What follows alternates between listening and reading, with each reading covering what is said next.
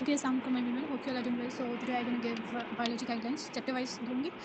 Yes, तो voice note थोड़े से लाइक लंबे हो जाएंगे, but please kindly do listen them even on 2x because बहुत सारी ऐसी इंपॉर्टेंट चीज़ें होंगी इसके अंदर जो आपको बाद में बहुत ज़्यादा हेल्प आउट करेंगी. ठीक है, तो मैं चैप्टर वाइज गाइडेंस दूंगी. सो यस, सबसे पहले अगर मैं वायरसेस की बात कर लूँ ना, जो वायरस वाला चैप्टर है, इट्स लाइक इंपॉर्टेंट, वहाँ से आ जाता है क्वेश्चन. ठीक है, सबसे पहले जो वायरसेस में आपके पास क्लासिफिकेशन है ना उसकी, आपने वो बहुत अच्छी तरह करनी है. क्लासिफिकेशन में लाइक आपका आ जाता है कि कौन सा वायरस डीएनए स्टैंडर्ड है, आरएनए है, सिंगल है, डबल है, ये चीज़ें आपको बहुत अच्छी तरह पता होनी चाहिए. ठीक है, आपको लाइक वायरसेस की जो वो होते हैं होस्ट सेल्स वगैरह, उनका पता होना चाहिए, उनकी लेंथ वगैरह का पता होना चाहिए आपको. ठीक है, और प्लस जो उसके अंदर डिजीज़ है ना, कि कौन सा वायरस कौन सी डिजीज़ कॉज कर रहा है, ये चीज़ें आपको बहुत बहुत अच्छी तरह पता होनी चाहिए. ठीक है, और इसके अंदर लाइक थोड़ा सा रट्टा सिस्टम आ जाता है इस चैप्टर के अंदर, क्योंकि एक चीज़ को मतलब डिफरेंट चीज़ें हैं कि ये सिंगल है, डबल स्टैंडर्ड है, डीएनए आरएनए, इस चीज़ को याद करना पड़ता है. तो इसका मैं यही कहूँगी कि आप एक चार्ट बनाएं, एक जगह पे सब चीज़ को कंबाइन करके रखें, प्रॉपर इसके नोट्स होने चाहिए आपके पास, ताकि आपको मुश्किल बिल्कुल भी ना हो. ठीक है, नेक्स्ट हमारे पास अगर मतलब रेस्पिरेशन वाला जो आपके पास टॉपिक मेंशन है, उसके अंदर उन्होंने तो कहा हुआ है कि फैट्स एंड प्रोटीन्स से रिलेटेड जो रेस्पिरेशन है आप वो कर लें, बट आई वुड रिकमेंड के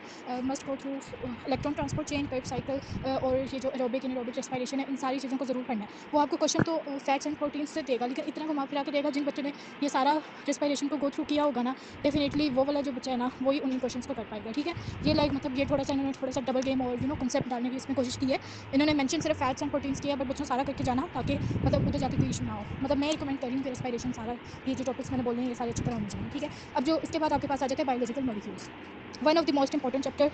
हाइजीन चैप्टर है, इधर से लाजमी हर साल क्वेश्चन आते हैं. ठीक है, एक दो बार तो 20 क्वेश्चन के एमपी कैट में इस चैप्टर से आए हैं, तो डेफिनेटली मोस्ट हाइजीन चैप्टर. और इसके अंदर काफ़ी चीज़ों की एडिशन हो गया. आपने इसके अंदर जो स्ट्रक्चर्स वगैरह है ना, वो ज़्यादा अच्छी तरह आप लोगों ने कर लेनी है. ठीक है, वो चीज़ें पूछी जाती हैं आपसे, ये सारी चीज़ें करनी है, और इस चैप्टर को लाइक फिंगर टिप्स पे आपको ईच एंड एवरीथिंग पता होनी चाहिए. ठीक है, एक लाइन भी नहीं छोड़नी, बुक लाइन्स को अच्छी तरह रीड करनी है, एमसीक्यू जिसकी बहुत ज़्यादा प्रैक्टिस करनी है, लोड्स ऑफ एमसीक्यूज. ठीक है, एनालिस एंड फंक्शंस की बात करूँ ना, तो very very very important hygiene chapter, because बहुत ज़्यादा क्वेश्चन इसमें से आ जाते हैं. हमारे से सेल मेम्ब्रेन का बहुत पूछा जाता है. इसके अंदर each and everything like cytoskeleton, each and everything, मतलब ये होल चैप्टर अगर आपका इंक्लूडेड है ना, तो कहती हूँ इसमें से आपने एक लाइन भी नहीं छोड़नी, क्योंकि इस चैप्टर से ना बहुत ज़्यादा क्वेश्चन आपके एमडी कैट में आते हैं. ठीक है, और ये वाला जो चैप्टर है ये सारा लर्निंग बेस है, आपको अगर याद होगा तो डेफिनेटली हो जाएगा. इसके अंदर जो हमारे पास डिफरेंस आ जाती हैं प्रोक्रियोट्स यूक्रियोट्स के, उसका बहुत पूछा जाता है, राइबोसोम्स का बहुत पूछा जाता है हमसे. ठीक है, ये सारे टॉपिक्स आपके बहुत अच्छी तरह क्लियर होने चाहिए. उसके बाद हमारे पास आ जाता है नर्वस कोऑर्डिनेशन वाला. ठीक है, अब ना इन्होंने एक नर्वस कोऑर्डिनेशन में आई गेस फेडरल की बुक में मुझे याद है कि स्ट्रक्चर से पहले ही ना हमारे पास एक पेज था, उसमें छोटे से पैराग्राफ में ट्रांसफ्यूजर्स के बारे में बताया गया था. ठीक है,